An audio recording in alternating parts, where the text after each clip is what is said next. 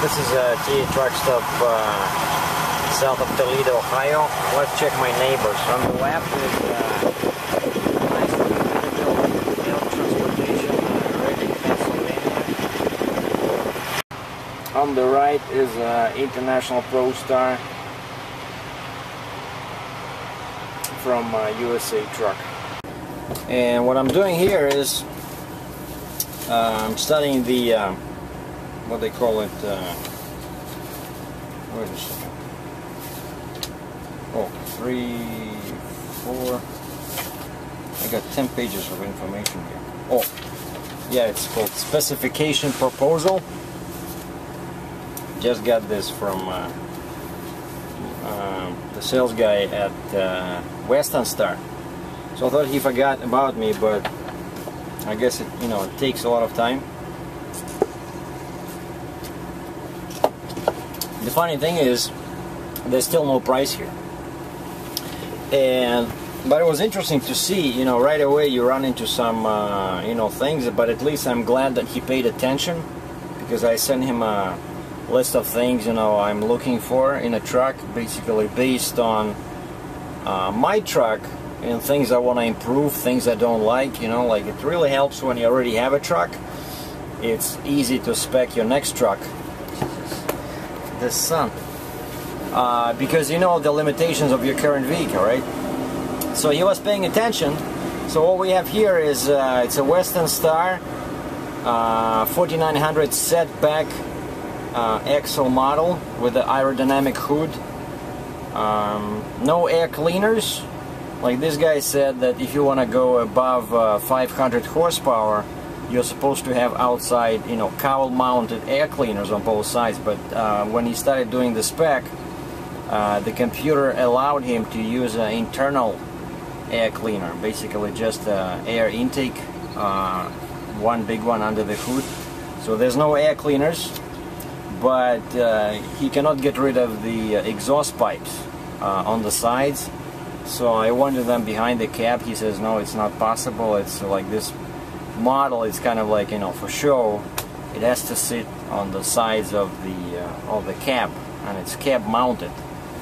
Maybe it's not such a bad idea, because when you put them behind the cab, you have to use that big stand. If you remember, if you saw my previous vids, I had to get rid of it because it was getting so rusty. And that thing, it's solid steel.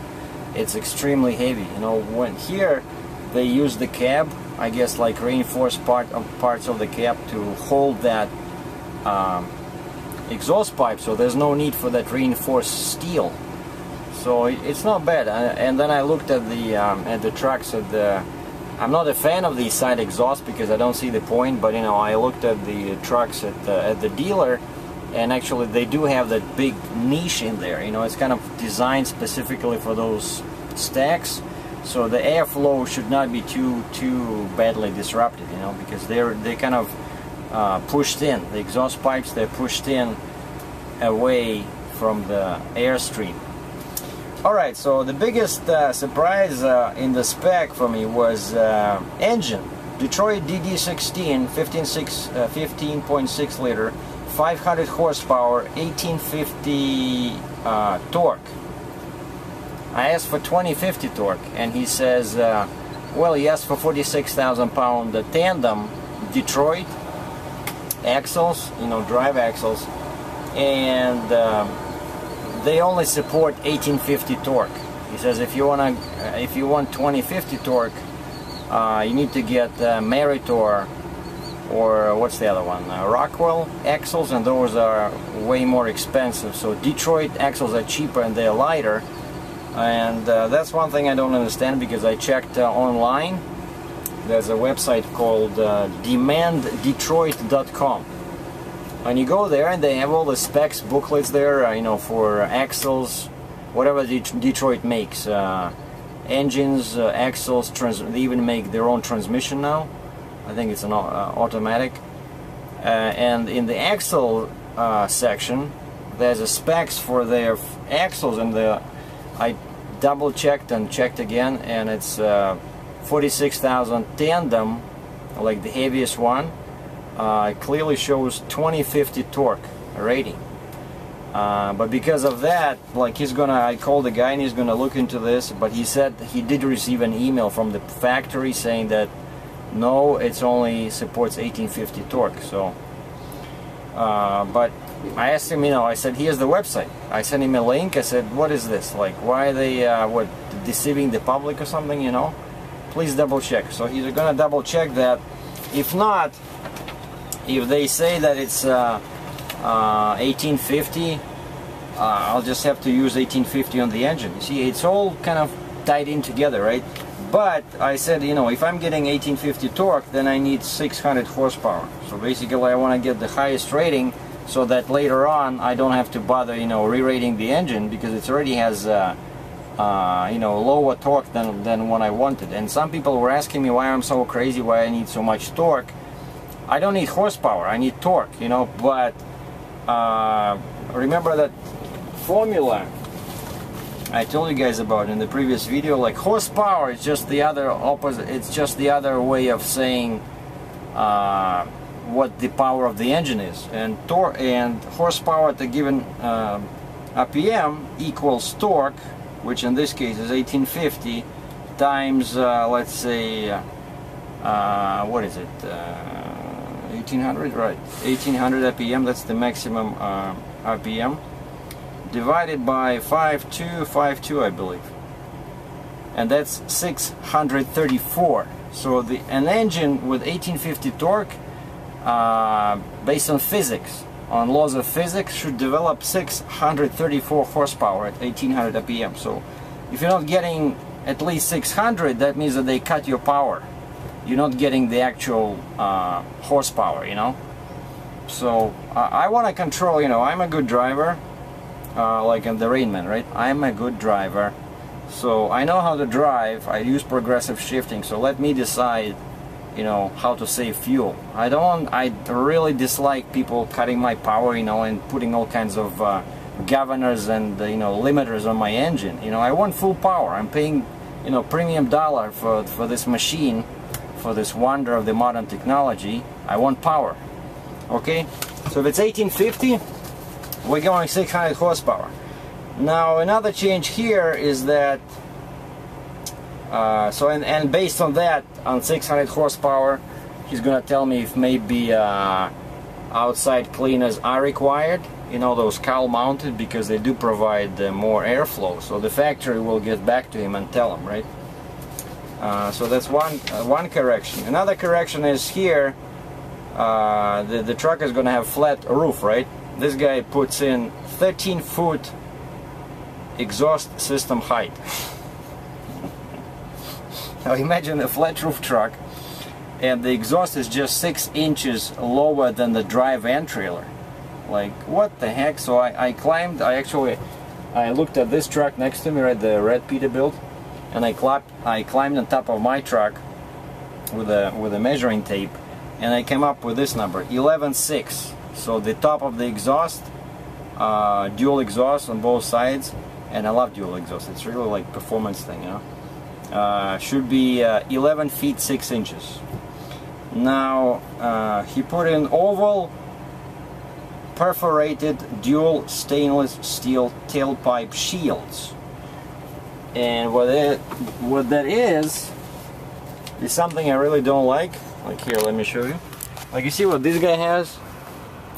He has a solid cover, stainless steel cover, no holes in it, not perforated on his exhaust. And that's what I want, because I believe that's much better for airflow. Because when you have a perforated cover, it creates all kinds of disturbances. Who wants that, So I put in this, I said I want solid steel tailpipe shield.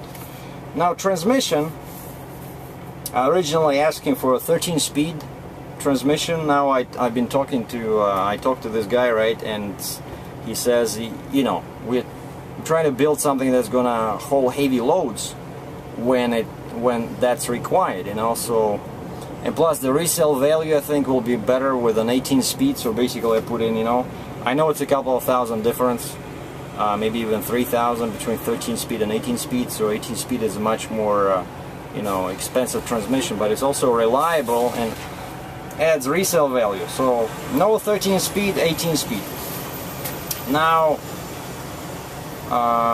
tandem axle spacing for some reason is 51 inch. On my truck it's 54, you know, the spacing between the axle 2 and axle 3 on the truck. But I checked the load ratings in Ontario and Alberta and other western provinces in Canada just to be on the safe side. I know in US it does not matter, but in Ontario you get an extra 2,200 pounds if your axles are 6 feet or wider. But no one uses that because Ontario is the only province that does that, you know. Everywhere else it's, I think in Ontario it's what, 18 kgs, 18 tons, 18 metric tons, basically just under 40,000. And so it doesn't matter. So 51 inches is fine, but I had to double check that. Then, okay, the wheelbase is going to be 244 inches. Perfect.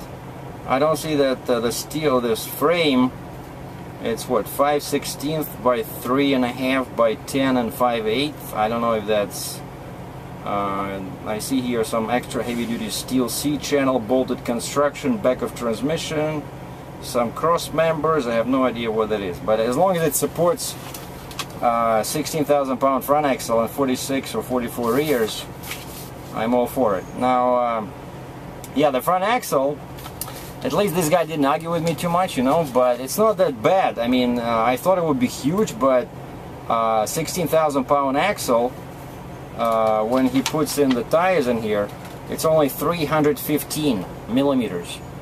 You know, like the regular, the tires I have now are 295s, like low profile 22.5s, so it's 295 millimeters, right? Like this one is going to be 315, so the difference is only 20 millimeters, and that's less than an inch. 20 millimeters is 2 centimeters, right? Do I have a... oh, I don't have... I only have inches here. But yeah, it's basically less than an inch difference. But it's gonna look massive, you know, but Ontario gives you a higher rating. Alberta, Western Canada, you can get a higher rating. It's always useful, like this guy said. I talked to him, he said, yeah, it's better to have some kind of reserve on the front axle. So I'm going with that. Now, axle ratio. I wanted 358, but now I see that that was a faulty approach because I do want to be able to haul heavy, you know, and I don't drive fast, so I'm changing that to 373. And the tire he's speccing is Goodyear G572 LHD Fuel Max 11R22.5, and I double checked that, yeah, that's the correct tire because it times 4, it's over 23,000. So this tire would be able to support those 46,000 pound axles. Oh, and it spins at 492 revs per mile. So of course now we can calculate with 373 times 492 times 0.73 top gear ratio, it's 1339. So this truck with 373 axle ratio and these tires, so at 60 miles per hour it'll do 1339. So 1340 RPM. Perfect, you know. So if I want to go faster, let's say 62.15, which is 100 kilometers an hour, it'll be 1387. You know, pretty good. So it'll still be able to pull. But because I mostly drive right now, I don't want to drive anymore like this. I'm driving 57, 58, 59. I want to do at least 60. You know, with this, it'll be perfect. The only problem is that 46,000 axles are not available with 373. I double checked on their website. If you want to go 46, it's either the axle ratio is either 358 or 3.9, and 358 is too fast, 3.9 is too slow. At 3.9, this truck would do 60 miles per hour at 1400 RPM. You know, that's like really heavy haul.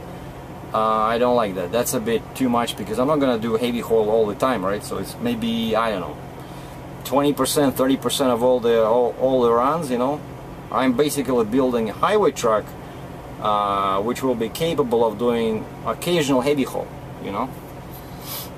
So I don't know, I really like 373 axle ratio. I think it's perfect. It's kind of like, you know, it's a very popular axle ratio even in car racing, because it's really good. It's not too fast, not too slow, and it still provides good fuel economy. So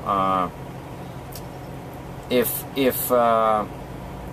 that 46,000 tandem is not available with this one, I'll have to go down one step to 44,000 tandems. So no big deal. They're lighter, they're cheaper, but you're pretty much the same in weight, because most states in the US only give you 40,000 anyway. So, you know, that heavy axles are only good for Canada. Sometimes you can get higher, you know, higher allowance.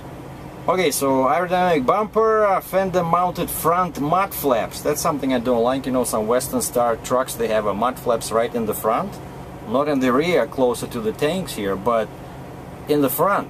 Why would I want to do that? Why would I create more disturbance for the airflow? Cancel. So tires are good. So Goodyear, what is this? Goodyear G291 315 millimeter 80R 22.5 18 ply radial front tire. Beautiful. 16,000 pounds. All aluminum rims, Alcoa LVL1. Okay, so dual round air horns under the hood. I said, yeah, don't put anything on the roof, under the hood. All LED lights. Cab interior gonna be, oh, aerodynamic mirrors, just one piece with the built-in you know, built-in mirror for the, you know, to see what's happening around you. Electric powered windows, electric mirrors. What else here? Oh, cab interior is going to be smoky mountain gray vinyl premium interior. Double insulation everywhere. I said make sure there's extra insulation, you know, on the firewall between the cab and the engine, and in the sleeper. So it's going to be a very quiet truck. The bunk is 35 inches, and the actual sleeper is, I think it's 54, right? So leather seats, but for some reason he only put suspension seat on the driver's side. On the passenger side, it's a basic seat with no air suspension. I don't think that's good. You know, what if you have passengers? You know, they'll be jumping up and down. They'll knock their. I know. I had that at this truck, and I got rid of it. It was shaking too bad. So I'm gonna put cheap suspension seat on the right. Now asking for all gauges. I said, give me owner-operator gauges, like whatever's available, everything. I want every inch of the dashboard covered with some kind of a gauge. You know.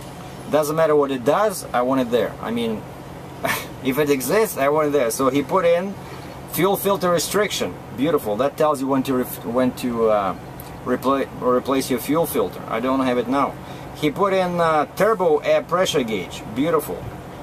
Basically turbo boost. A whole bunch of other gauges. What I don't see is exhaust temperature. A very important gauge which tells you when you have to start, when you have to slow down, otherwise you can blow your engine, you know.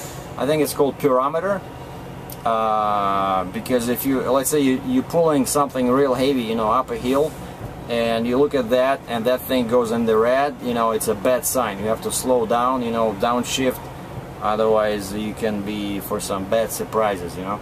So that's an important gauge, and I don't see it here. So exhaust temperature gauge is missing. Okay, what else here? And that's it. Wait a second, where's the sleeper? Okay, so compression brake is Jacobs, but it doesn't say here how many you know, positions it has. Like mine now has 3. I think they all should be the same. Oh, and he put in engine block heater.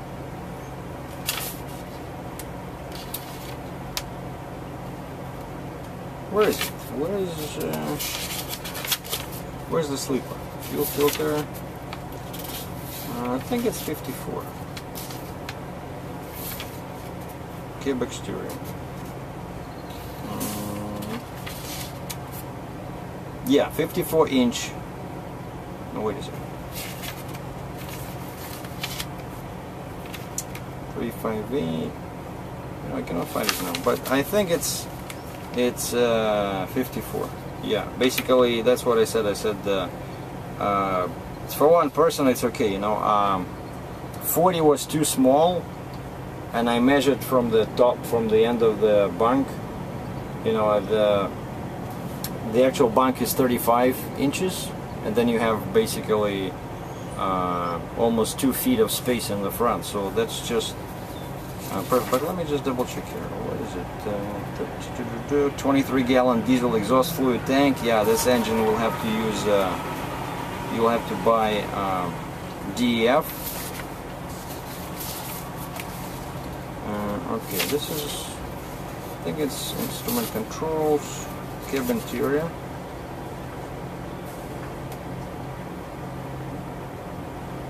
Engine. Exterior. Yeah, okay. 54-inch Starlight low roof sleeper. 123 BBC from bumper to back of cab. Steel conventional cab. So that's what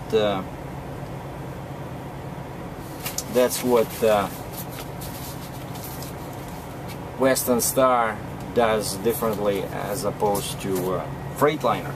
Freightliner uses aluminum cab. These guys are using steel for safety. Yeah, you see this guy here? He has side-mounted exhaust pipes, and you see that cover? It's perforated. If you can see it, it's probably too bright. Yeah, so it's perforated, and that's exactly what I don't like. So I want to get this. Well, not the truck, but the cover on the exhaust. So I'm gonna write it all down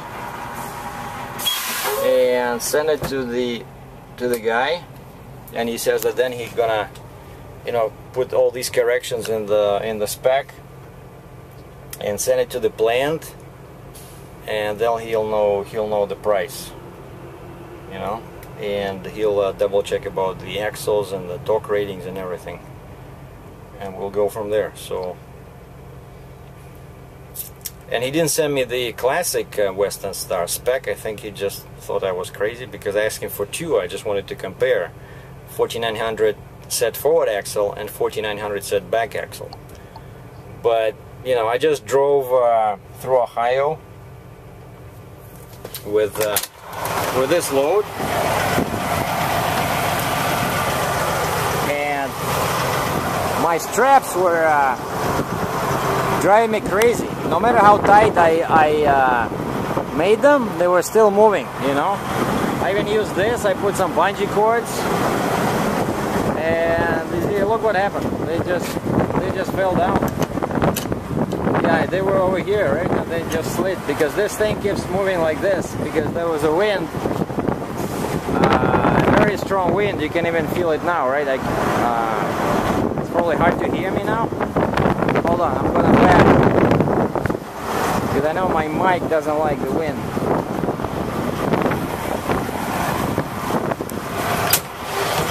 But yeah, the wind was so strong, just blowing in the left side, you know. I was looking at my turbo boost here, which shows 0 now, and it was showing way more than it usually should show, you know, even though my load is like 20,000 pounds. So the wind and aerodynamics does make a big difference, you know. So I'm used to sloped hoods, you know, like high visibility, you know. See how my hood is, I don't even see it. But if you get a truck like this Freightliner, right, the guy that parked next to me, or this Peterbilt, you know, the classic Western Star, you're gonna stare at that hood all day long, and then, you know, it's gonna create a lot of resistance.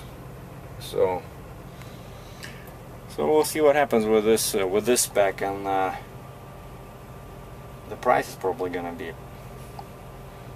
probably close to 140,000. I don't know. We'll see. Thanks for watching.